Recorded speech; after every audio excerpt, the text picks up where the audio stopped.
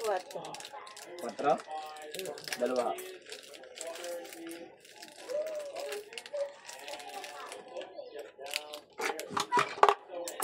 Alam nyo na, ito dalawang camera mo lang pasigay. Hindi ako magpapakong sigarilyo. Ano, abot sa inyo? Dalawa stick lang. Hindi ko yan.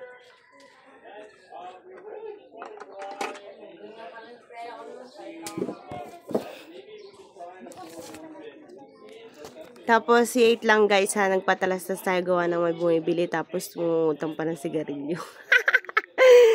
Bawal naman, hindi ako nagpapautang ng sigarilyo.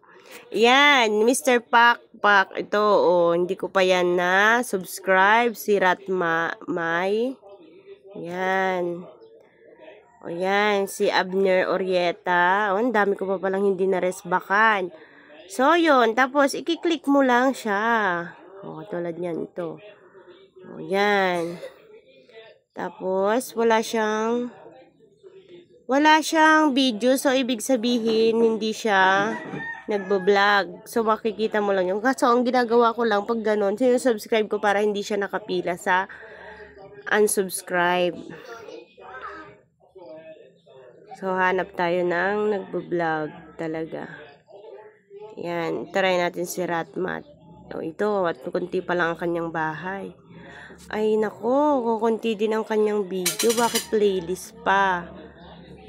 Dapat hindi ganon. Kailangan video mo ipopost nyo. Hindi, sa playlist. Kasi, hindi nyo naman video yung nandoon. Ewan ko kung counted ang watch hour nun, guys. Yan, si Abner, puntahan natin. Ito ata nagbo-vlog talaga ako. Kasi may updated siyang mga video. May video siya pero hindi siya updated kasi 9 months na. Pero ang ginagawa ko, nire-resbakan ko pa rin siya. Para wala naman silang masabi.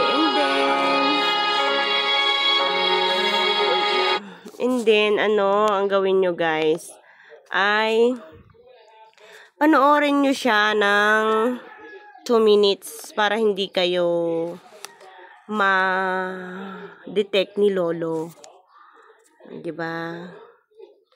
Yan, katulad niyan.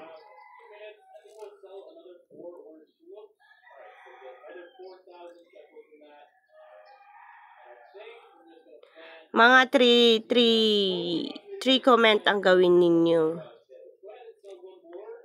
At ano lang.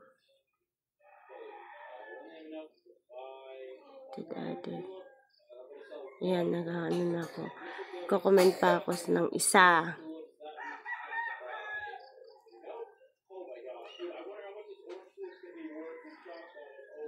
Hindi ko siya maintindihan kasi naka-mute. Gawa na nagre-record niya ako.